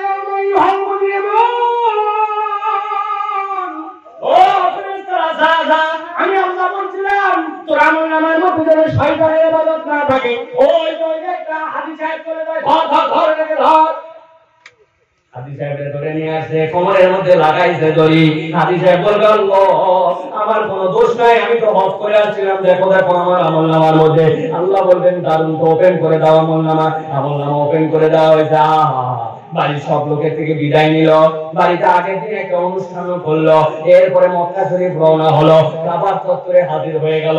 হাজী সাহেবের গায়ের মধ্যে হেরামের কাপড়, কাবার সামনে দাঁড়িয়ে আল্লাহর কাছে ফরিয়াদ দিচ্ছে, কাবা দেখে কলিজা ফেটে বুক থেকে কান্না করে কাঁদে অস্থির, কাঁদতে কাঁদতে আল্লাহকে বলতেছে আল্লাহ কাবার সামনে এসে গেছি, সব গুনাহ তুই মাফ করবি, তবে একটা কথা আল্লাহ, আসার 2 দিন আগে বাড়িতে একটা অনুষ্ঠান বানাইছিলাম, ওই অনুষ্ঠানে 2টা মেয়েকে ডাকছিলাম, 3টা ছেলেকেও ডাকছিলাম, মেয়েগুলার অনেক বুঝ দিয়ে বলছি মা তোদেরকে বিয়ে দিছি, কত কষ্ট করছি বাবা, 2 বিঘা 4 বিঘা জমি তোদেরকে দিলাম, তোরা শান্ত হয়ে যা, আসার সময় 2টা গলার চেন নিয়ে আসবো তোদের জন্য, নাতি নাতিদের জন্য মেলায় কিছু হাদিয়া নিয়ে আসবো, 2-4 বিঘা দিয়ে মেয়ে 2টার বউ, আর বাকি যে আমার কাছে 10-20 বিঘা ছিল ওই 2টা ছেলেকে দিছি। আল্লাহ আমি তো জানি কাজটা করা ঠিক হয় না,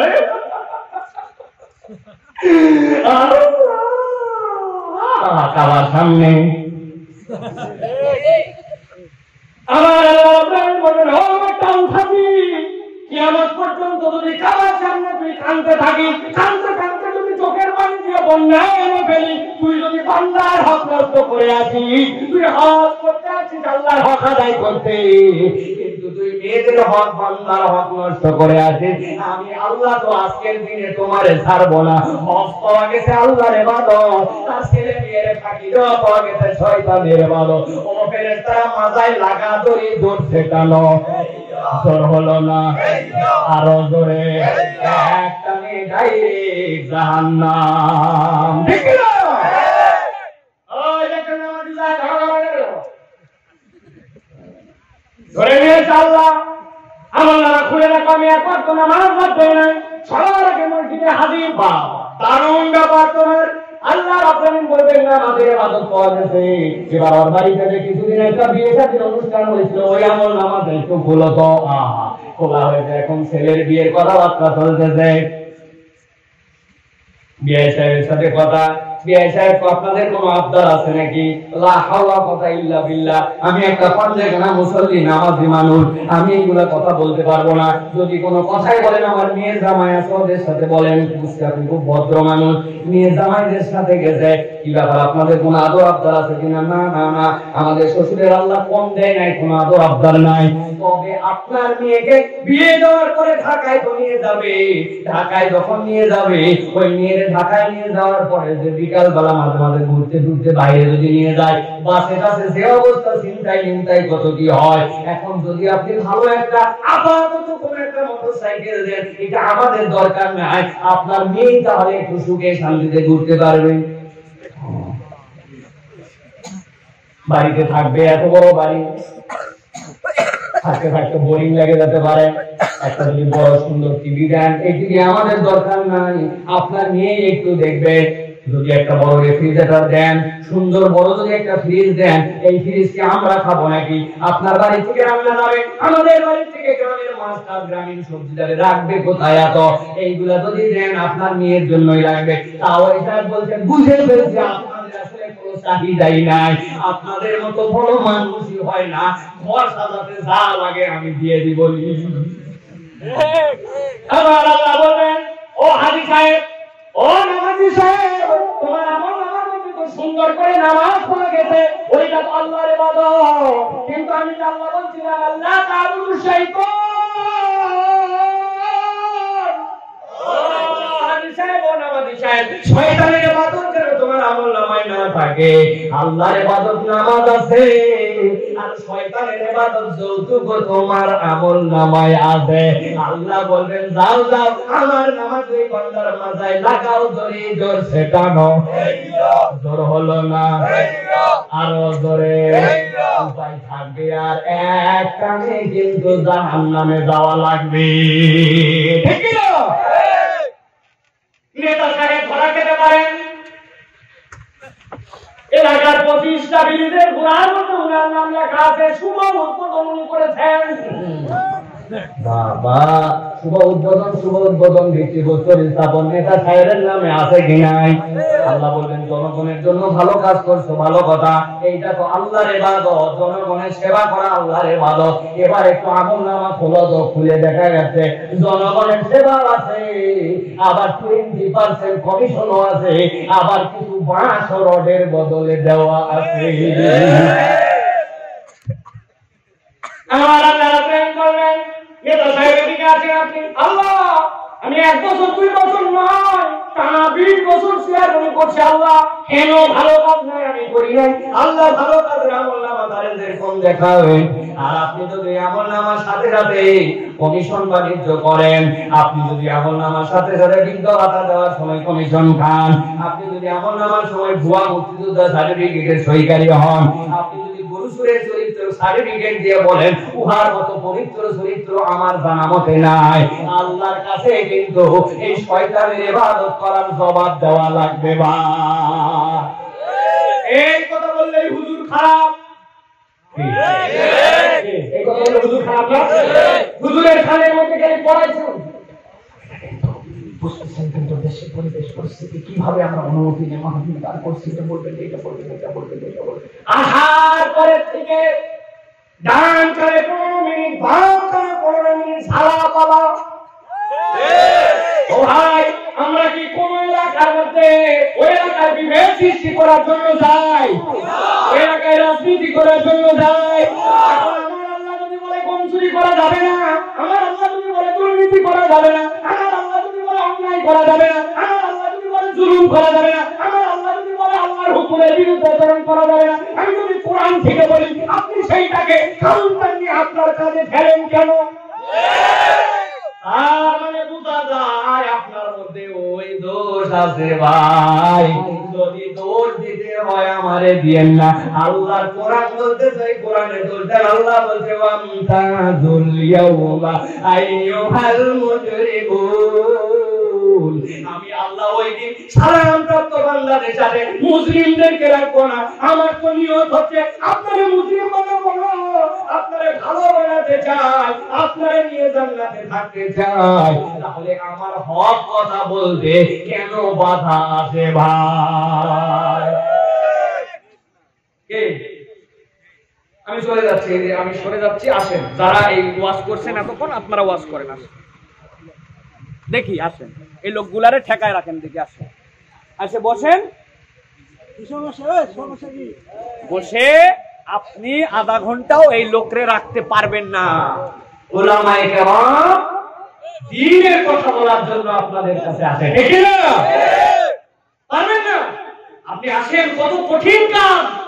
উলামায়ে কেরাম আপনাদের কাছে আসেন দ্বীনের দাওয়াত নিয়ে। কি জন্য? যে আমাদের সমাজে যেন কোনো ভেদাভেদ তৈরি না হয়, মানুষগুলো যেন আল্লাহমুখী হয়, দ্বীনমুখী হয়, সব মানুষগুলো যেন কোরআনমুখী হয়, আমরা যেন এক জায়গাতে থাকতে পারি, ঠিক না ভাই? এই জন্য উলামায়ে কেরাম আসে। আপনি আসেন এখানে, আচ্ছা আপনি 15 মিনিট কথা বলেন, একটা লোক আর থাকবে না, সব চলে যাবে।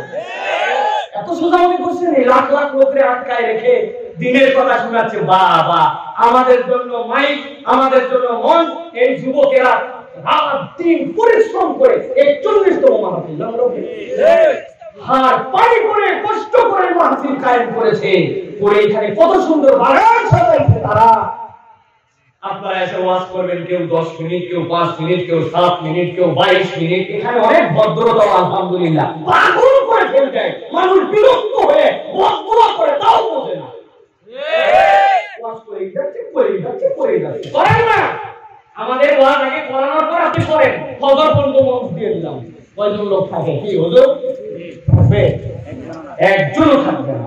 প্রিয় ভাই, এই জন্য বলবো, যারা উলামায়ে কেরামের বিরোধিতা করতেছেন, আলেমদের বিরোধিতা করতেছেন, কোরআন থেকে কোনো রেফারেন্স দিয়ে কোনো একটা কথা বললেই আপনারা নিজের কাঁধের মধ্যে নিয়ে ফেলতেছেন, আল্লাহর ওয়াস্তে এই টেন্ডেন্সির মধ্যে থেকে না ভাই। এটা করেন না। এটা করলে কি হবে? এইটা করলে আপনার আমার জন্য এটা হিতে বিপরীত হবে। আল্লাহ রাব্বুল আলামিন কি বলছেন? গরিব মানুষদের ভুলে গেছেন নাকি? আলোচনা ভুলছেন? প্রথমে কি বলছি আপনাদের কাছে? আমলনামা কয় ভাগে ভাগ হবে? এরপরে একটা শ্রেণীর আমলনামা হবে যারা মুশরিকিন, এরপরে একটা শ্রেণীর আমলনামা হবে যারা জালিমিন, এরপরে তৃতীয় একটা আমলনামা হবে। কোন শ্রেণী হবে? তৃতীয় শ্রেণীর আমলনামা হবে ওই দিনে যাদের আমলনামায় গুনাহ আছে কিন্তু শিরক নাই, জুলুম নাই।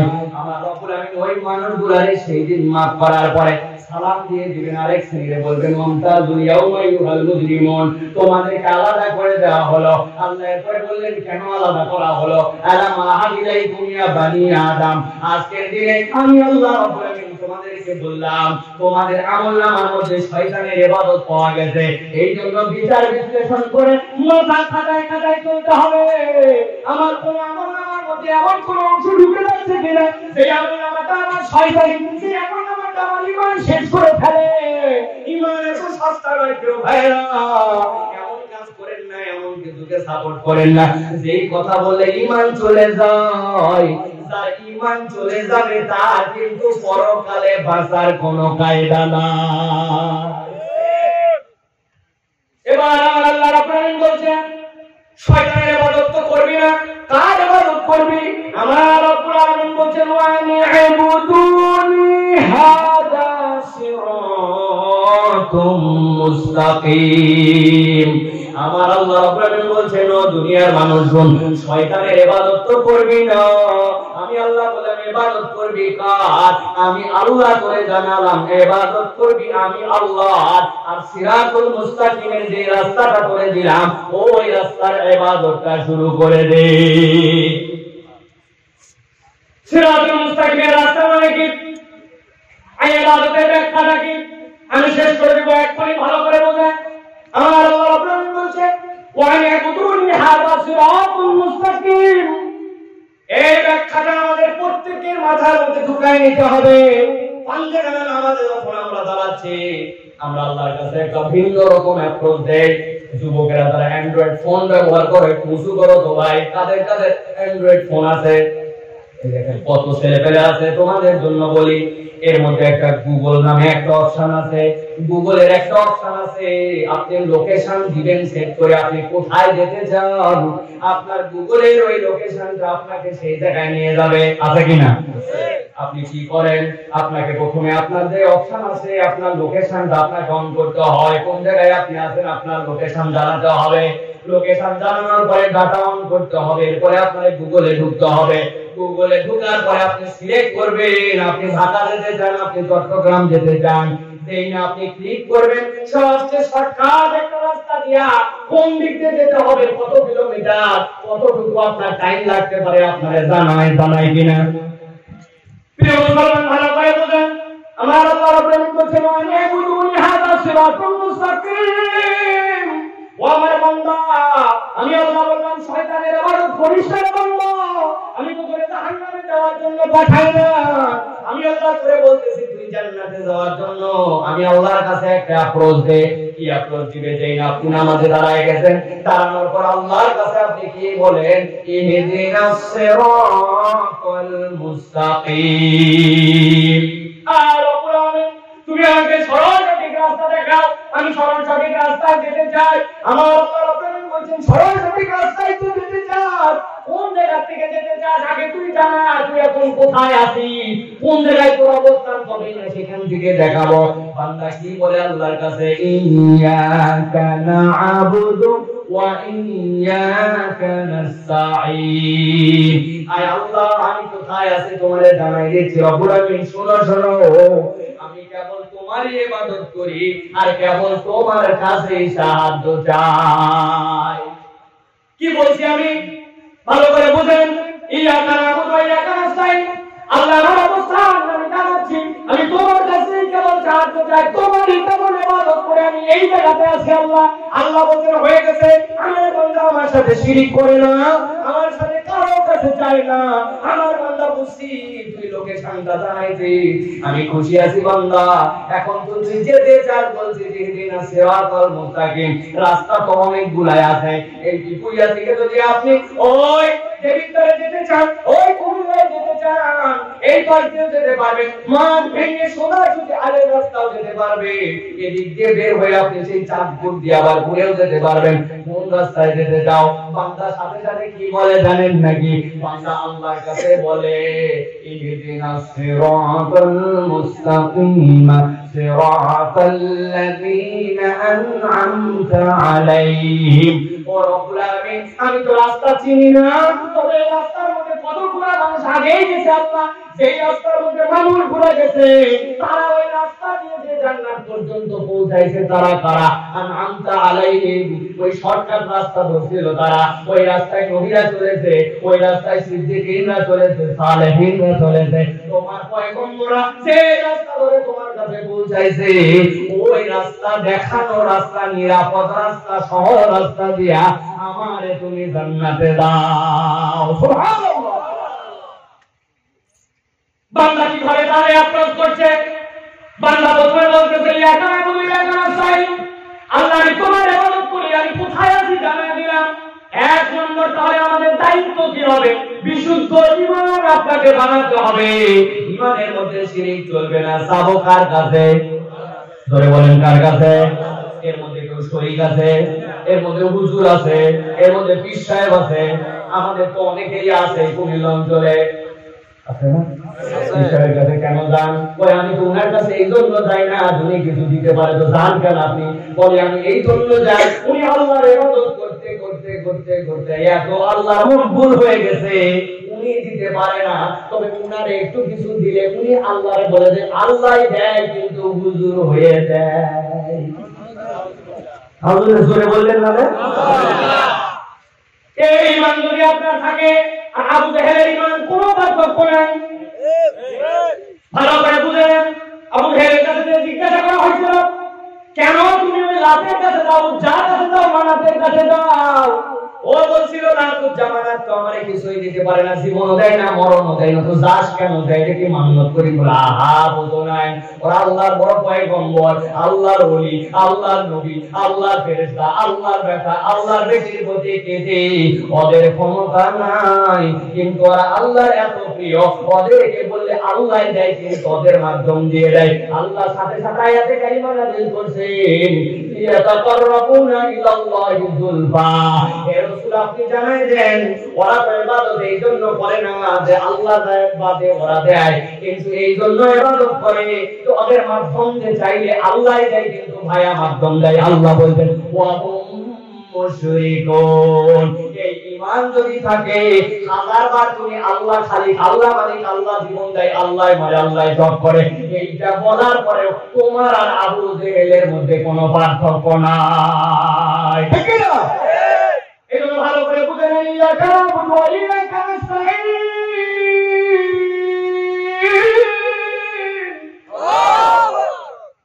আয় রব্বুল আলামিন, কেবল তোমার ইবাদত করি। আল্লাহ বলেন ওয়া ইয়াবুদুনি হাযা সিরাতুল মুস্তাকিম। আল্লাহ তোমার ইবাদত করি, তোমার ইশারা তো চাই বিশুদ্ধ ঈমান। আমার লোকেশন জানাইছি আল্লাহ, এখন তোমার কাছে বলছি ইহদিনা সিরাতাল মুস্তাকিম, আমারে তুমি জান্নাত পর্যন্ত নিয়ে যাও, জান্নাতের রাস্তা তো চলবি বান্দা। কঠিন হইতে পারে আল্লাহ, আমি তো বুঝি না কোন রাস্তায় ডাকাতি হবে, আমি তো জানি না কোন রাস্তায় ধানের ঘাটতি আছে, আমি তো জানি না কোন রাস্তাটা ভাঙা চোরা। আল্লাহ আমি তোমার কাছে সোজা রাস্তা চাইছি, তবে আল্লাহ ওই রাস্তাতে একটা দল চলেছে, সাপোর্টার হিসেবে তাদেরকে দিলাম। আল্লাযীনা আন'আমতা আলাইহিম, যাদের উপরে তুমি অনুগ্রহ করেছো, ওই রাস্তা দেখাও। গায়রিল মাগদুবি আলাইহিম ওয়ালাদ-দাল্লিন, আর ইহুদি নাসারা যারা কূটচক্রী, যারা দুনিয়ার বুকে নানান ভাবে এই রাস্তার মধ্যে বিভ্রান্ত সৃষ্টি করছে, আমি তাদের রাস্তায় চলতে যাই না।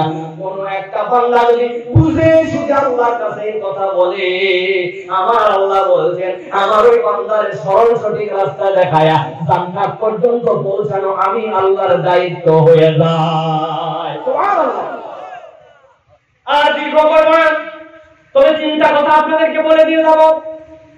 একটা রাস্তা আপনি খুঁজেছেন, যে রাস্তা দিয়ে আপনি চলতে চান, কিন্তু এই রাস্তার মধ্যে কিন্তু অনেক বাধা বিপত্তি আছে, আছে কিনা? এখান থেকে আপনি যাবেন একদম সই সই করে, একদম টনটন করে কি ঢাকা পৌঁছাতে পারবেন?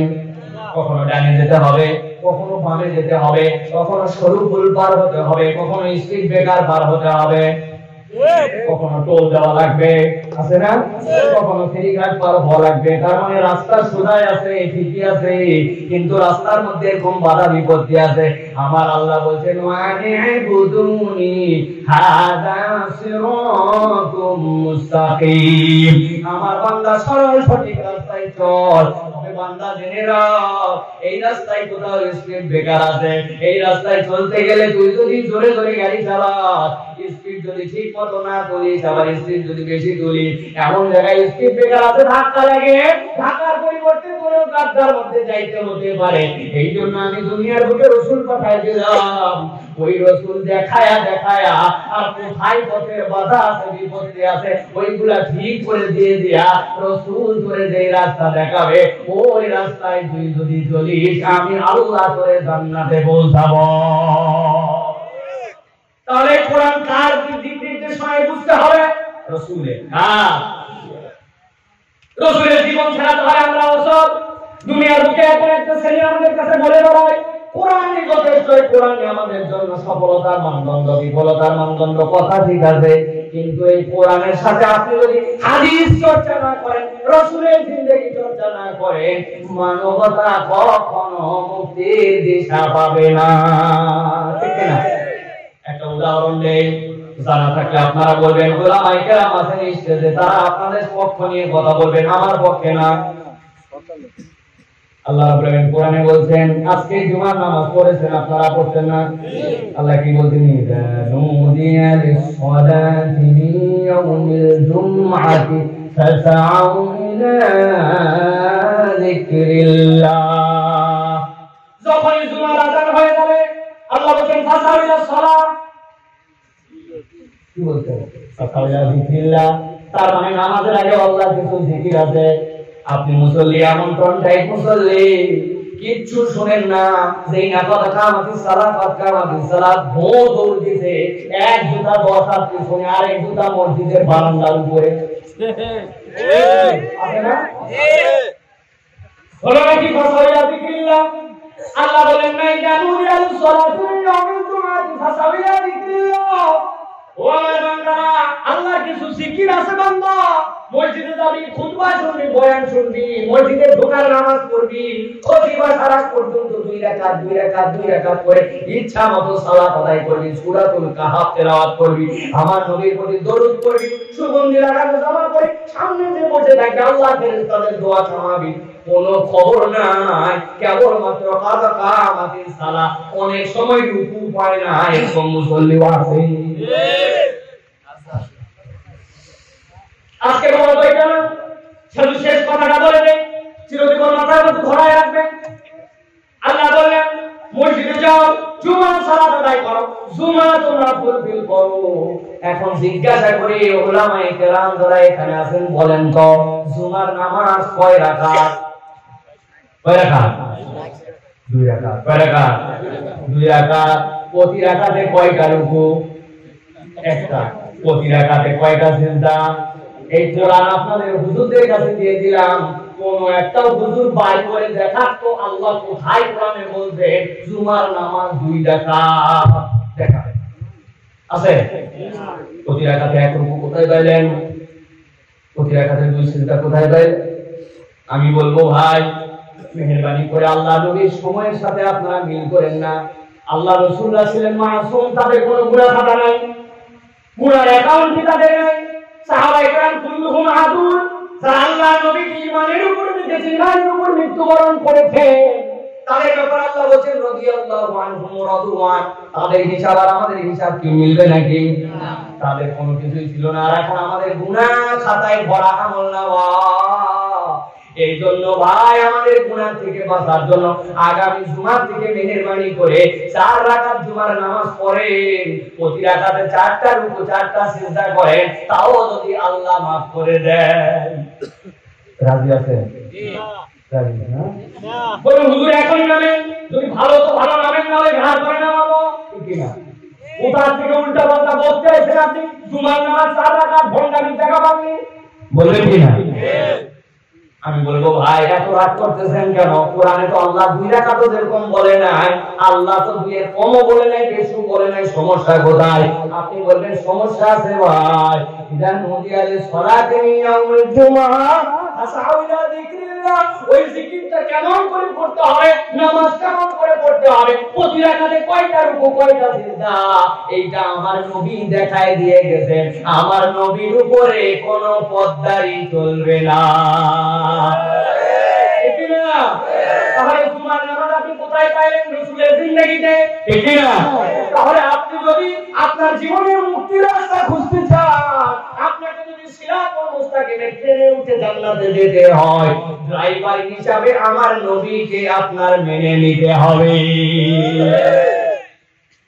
যেই বান্দারা জুমার নামাজ 4 রাকাত পড়ে, নবী বলেন না বলে, সেই বান্দা আবার কেমন করে সুদের পক্ষে কথা বলতে পারে?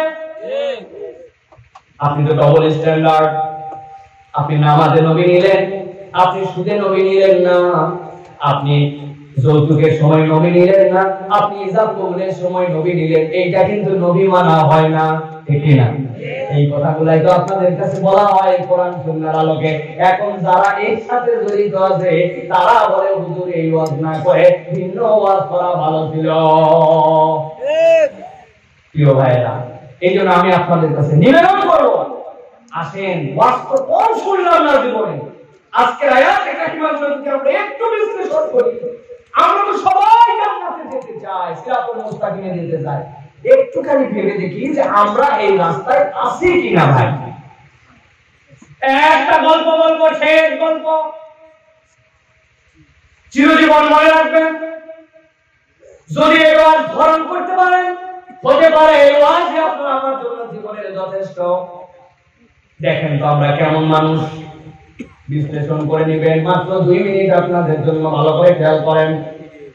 আপনাদের কুমিল্লায় একটা পাগল ছিল, পাগলের নাম হচ্ছে মুসনা পাগলা। কি পাগলা?